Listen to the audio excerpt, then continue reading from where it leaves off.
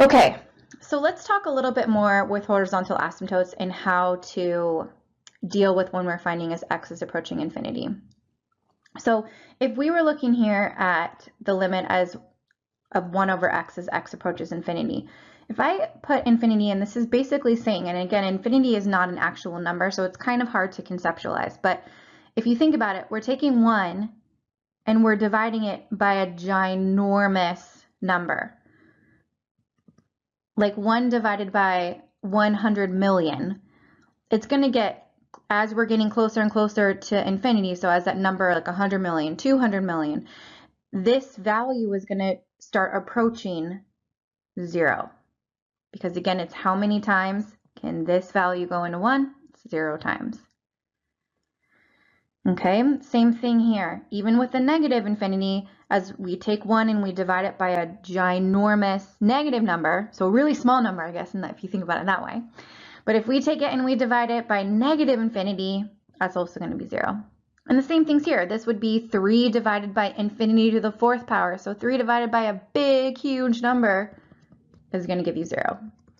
So the limit as we're approaching these infinite numbers, as we have this variable underneath, is always going to give us 0, and that's what gives us this next formula. So this theorem, if n is a positive integer and k is a real number, then the limit as x approaches infinity of k over x to the n is 0, and the limit as x equals negative infinity of k over x to the n is also 0. So k is just a number, so it can be something like 3, so 3 over x to the 4th. So we can use this to help us when we're evaluating gross limits like this, because again, right now, if I substituted in infinity, I'm going to be in that indeterminate form. So we talked in the last section about indeterminate form of 0 over 0. Then we talked about vertical asymptotes in this section where we have an indeterminate form where you have a non-zero number divided by 0. Now we're going to talk about a different indeterminate form, and that's the form of infinity over infinity. So if I substituted infinity in for x in the numerator and denominator, I'm going to have a huge number in the top and a huge number in the bottom. It's going to be infinity divided by infinity. And that doesn't equal 1, which I know a lot of us have been taught, like x divided by x is 1. But again, infinity is not a specific number, so we can't use all those properties. So what we're going to do is we're going to, kind of how we did that math magic before in previous sections to get it so our function was in a way that we actually could evaluate it, we're going to do the same thing here.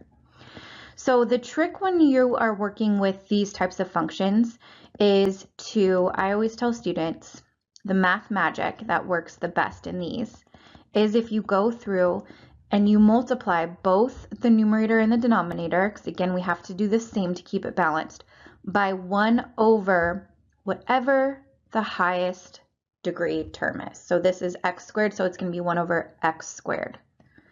Same thing down here, again, to keep this equation balanced, whatever I do to the top, I have to do the bottom. So again, for both of these, the largest power any of these x's took on was squared, so I'm going to multiply everything by 1 over x squared, which is the same thing as dividing by x squared. So when I do that, watch what happens. So when I distribute this to here, I'm going to get 3x squared over x squared, which is 3. You know what? I'm just going to show this. No, you guys can see it. And then here I'm going to get minus x over x squared, which reduces to 1 over x, minus 2 over x squared. And then that's all over, when I distribute this down here, 5x squared over x squared is 5. 4x divided by x squared is 4 over x. And 1 times 1 over x squared is just 1 over x squared.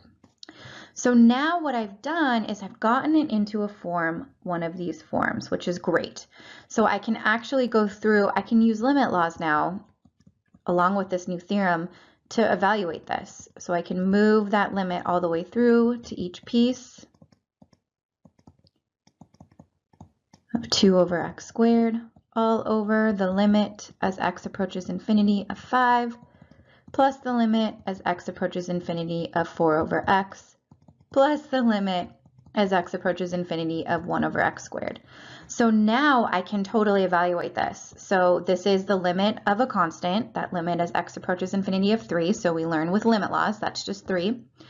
And now we can use this positive integer, this formula or new theorem that we just learned. So 1 over x, that matches with having a number over x to a positive power. So that's going to be 1 divided by 0, which again is 0. Over here, same thing. I've got my k value is 2, and then I've got over x squared, so I'm going to use that property, and that's going to go to 0. So that's going to be 5. This goes to 0, and this goes to 0. So now I'm able to actually evaluate that limit and say it's 3/5.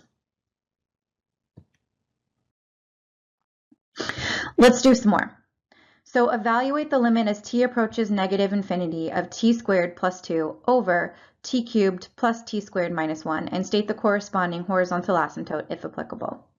Okay, so again right now, if I substituted in negative infinity for t, I'm going to end up getting a huge number on top and a huge number on bottom. So this isn't going to work. I'm going to be in that indeterminate form.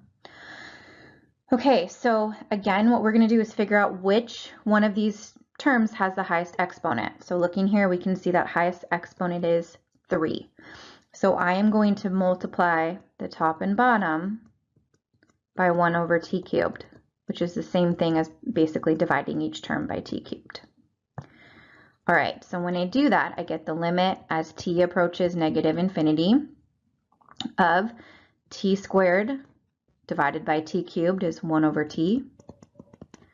2 times 1 over t cubed is 1 over 2 over t cubed.